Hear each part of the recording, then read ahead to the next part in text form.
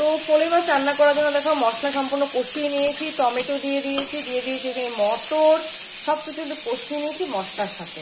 আর এখন সাথে দিয়ে দিব কিন্তু ভেজে রাখা আলু, তারপরে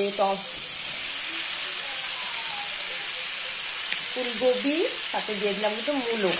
সম্পূর্ণ ভালো করে কষিয়ে নিও বন্ধুরা। আর তোমরা তো জানো যে তরকারি টেস্ট হওয়ার কিন্তু সবচেয়ে বড় কিন্তু কারণই হলো মশলা ভালো মতো কষিয়ে নেওয়া। তো সব কিছু এখানে ভাজা ছিল, তো রান্না করতে বেশি সময় একটু লাগবে না। তো দেখতেই পাচ্ছি সব মশলা কষিয়ে দিব, দিয়ে দেবো কিন্তু এখানে লবণ। তো লবণ দিয়ে গরম জল করে রেখেছি, আর তরকারিতে সবসময় গরম জলটাই দিই, তোমরা তো সবসময় জানো আর দেখো। কারণ ঠান্ডা জল দিলেই আমার এমন লাগে যে তরকারিটা পাঞ্চা হয়ে গেছে, খেতে ভালো লাগে না। সেজন্য গরম জল দিয়ে কিন্তু বাস আর 2 মিনিট কিন্তু কষাবো। দিয়ে দিব লবণ, দিয়ে দিলাম কিন্তু আমি এখানে লবণ।